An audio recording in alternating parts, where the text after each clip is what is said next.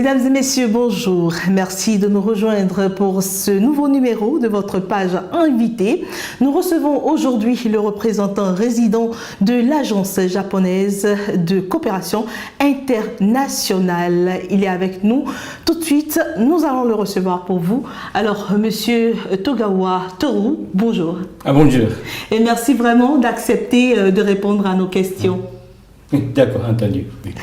Alors, vous êtes le représentant résident de la JICA au Bénin. On le disait tantôt, il s'agit de la coopération japonaise, de l'Agence japonaise de coopération internationale. Cela fait un certain nombre d'années que vous êtes présent à travers le monde, plus précisément dans 152 pays et régions à travers le monde. Est-ce que vous voulez déjà nous dire votre mission, la mission de la JICA? D'accord. Notre mission s'identifie en 4 points. Traiter des problèmes de portée mondiale et deuxièmement, réduire la pauvreté grâce à une croissance équitable, améliorer la gouvernance et garantir la sécurité humaine. C'est ça la mission de la JICA à travers le monde. Oui. Et comment est-ce que vous opérez dans ces nombreux pays et régions pour pouvoir atteindre vos objectifs? D'abord, contribuer à résoudre les problèmes des pays en développement en but de contribuer à leur développement économique et social en utilisant les outils les plus appropriés de diverses méthodes d'aide et une approche par région, par pays et par problème. Donc vous vous basez, si je comprends bien, sur les objectifs définis par les gouvernements dans chaque pays pour déterminer les axes sur lesquels la JICA doit travailler. C'est bien ça. Alors, vous êtes établi au Bénin depuis 2005. Comment déjà se passe la coopération avec le Bénin? Jusqu'à maintenant, la relation entre les deux pays est excellente.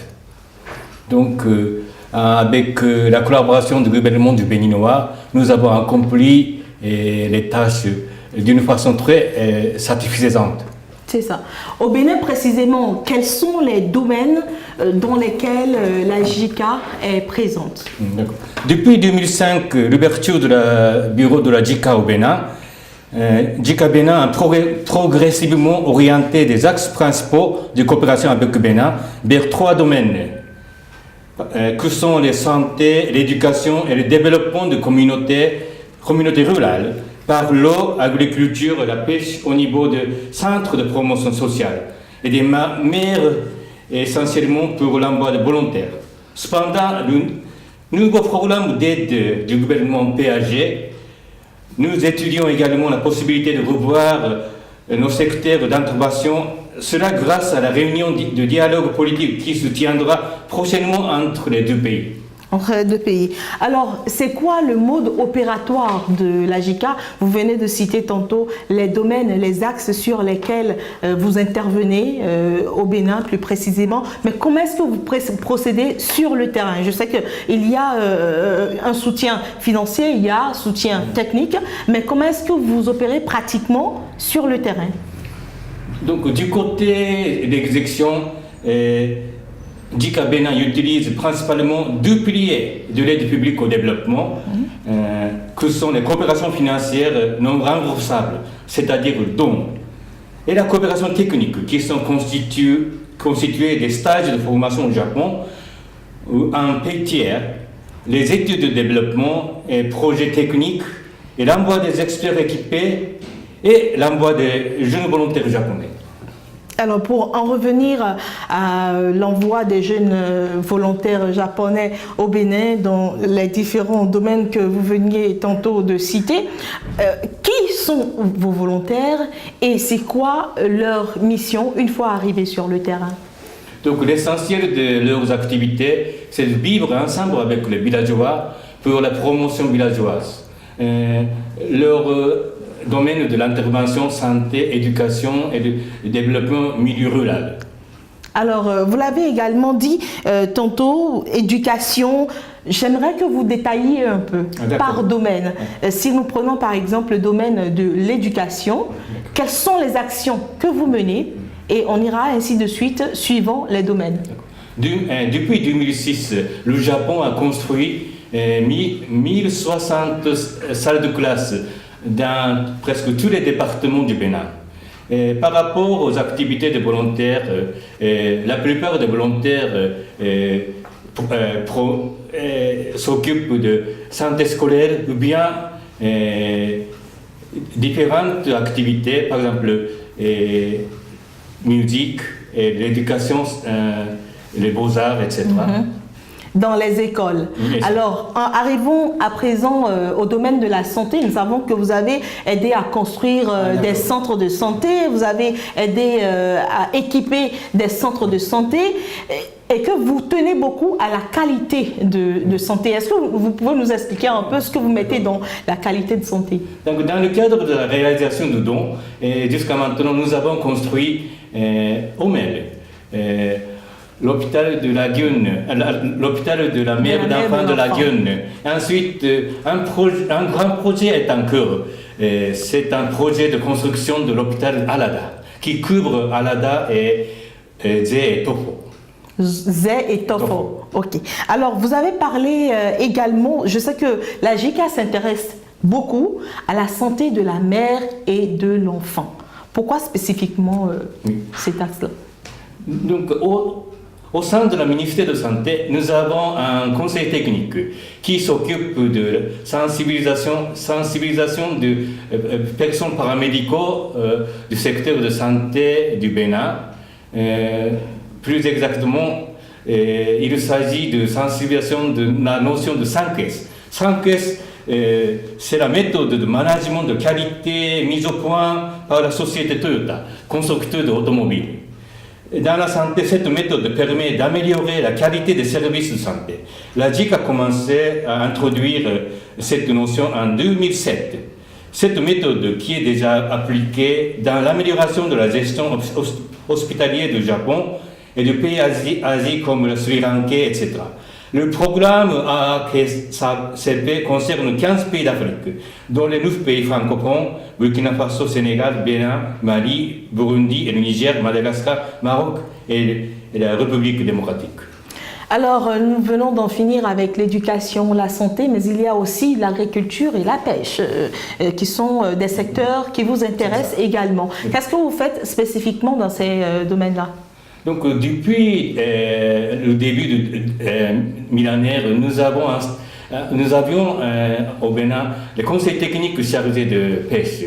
Et à la suite de l'envoi des conseils techniques spécialisés de pêche, nous avons tracé le plan directeur de pêche continentale, aquaculture continentale. Et depuis 2010, nous avons démarré le projet qui s'appelle PROBAC, projet de vulgarisation de l'aquaculture continentale au Bénin.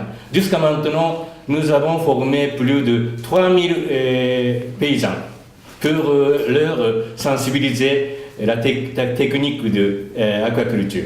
Aquaculture. Pourquoi avoir choisi ce domaine-là? Est-ce qu'il y avait un problème créa ou c'était pour résoudre quel problème?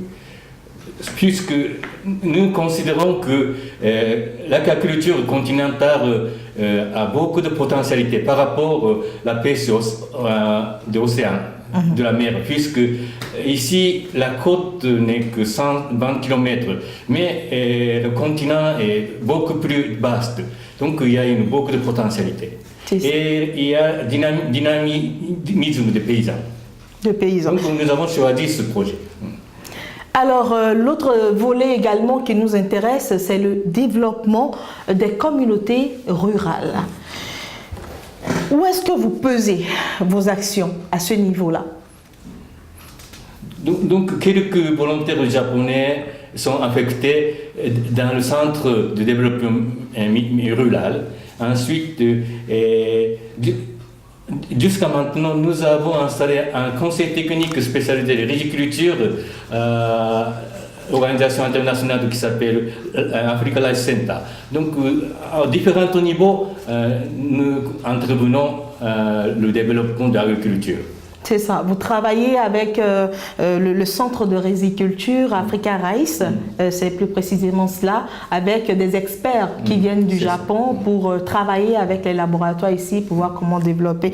Alors, vous intervenez également dans le domaine de l'eau, dans plusieurs communautés rurales. Oui, en effet. depuis 1986, grâce à l'aide financière non remboursable, le Japon a construit plus de 1040 points sources de l'eau.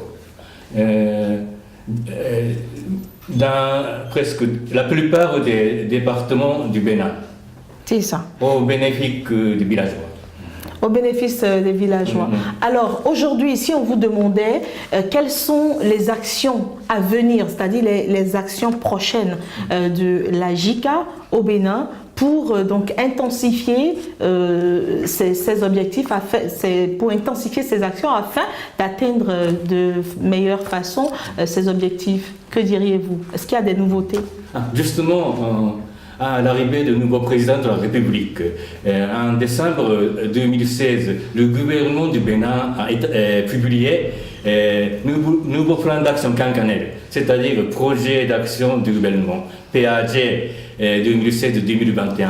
Donc, à la ligne de cette nouvelle politique, nous avons discuté avec la partie béninoise pour revoir notre domaine d'intervention. Par exemple, infrastructure est très intéressant, n'est-ce pas? Oui. Et ensuite, pour développer les ressources humaines.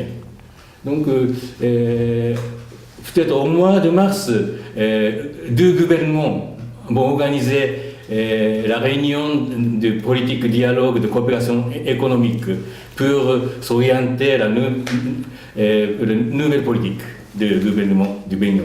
C'est ça.